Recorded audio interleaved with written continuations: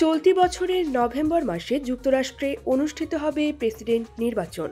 আসন্ন সেই নির্বাচনের আগে সম্প্রতি টেলিভিশন বিতর্কে অংশ নেন দুই প্রধান প্রার্থী, বর্তমান প্রেসিডেন্ট জো বাইডেন ও সাবেক প্রেসিডেন্ট ডোনাল্ড ট্রাম্প। বিতর্কে প্রেসিডেন্ট বাইডেনের পারফরম্যান্সে বেড়েছে তার স্বাস্থ্য নিয়ে উদ্বেগ, আর এরপরে নির্বাচনী দৌড় থেকে বাইডেনকে সরে যাওয়ার আহ্বান জানিয়েছে নিউ ইয়র্ক টাইমস সম্পাদকীয় বোর্ড। রোববার 30 জুন এক প্রতিবেদনে এই তথ্য জানিয়েছে বার্তা সংস্থা আনাদোলু। প্রতিবেদনে বলা হয়েছে, আগামী 5 নভেম্বরের নির্বাচন সামনে রেখে 4 বছরের মধ্যে গত সপ্তাহে প্রথমবারের মতো একে অন্যের মুখোমুখি হন বর্তমান প্রেসিডেন্ট জো বাইডেন ও সাবেক প্রেসিডেন্ট ডোনাল্ড ট্রাম্প। বাইডেন ট্রাম্পের প্রথম সেই বিতর্কে ডেমোক্র্যাটিক এই প্রেসিডেন্টের পারফরম্যান্সের পরে তার স্বাস্থ্যের বিষয়ে উদ্বেগ দেখা দেয়, আর সেই উদ্বেগের কথা উল্লেখ করে নিউ ইয়র্ক টাইমস সম্পাদকীয় বোর্ড প্রেসিডেন্ট জো বাইডেনকে আসন্ন প্রেসিডেন্ট নির্বাচনের দৌড় থেকে সরে আসার আহ্বান জানিয়েছে।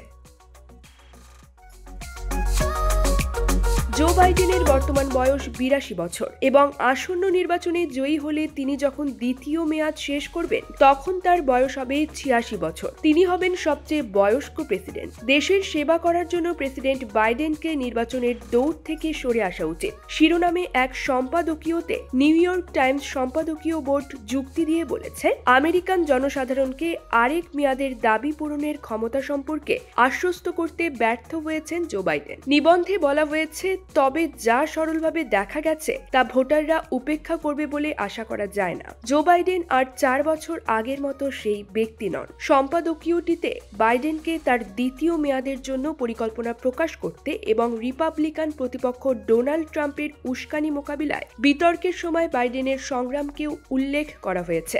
এতে সেই ধরনের ডেমোক্র্যাটিক নেতাদের প্রয়োজনীয়তার উপর জোর দেওয়া হয়েছে যারা ট্রাম্পের আরও শক্তিশালী বিকল্প হিসেবে নিজেদের উপস্থাপন করতে পারবেন। একই সঙ্গে প্রেসিডেন্ট বাইডেনকে পুনরায় নির্বাচন না করার বিষয়ে ঘোষণা দিতেও সম্পাদকীয়তে অনুরোধ করা হয়েছে।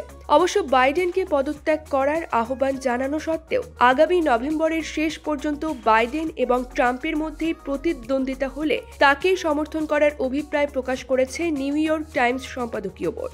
জো বাইডেন এবং ডোনাল্ড ট্রাম্প গত বৃহস্পতিবার সিএনএন-এ তাদের প্রথম লাইভ বিতর্কে মুখোমুখি হন।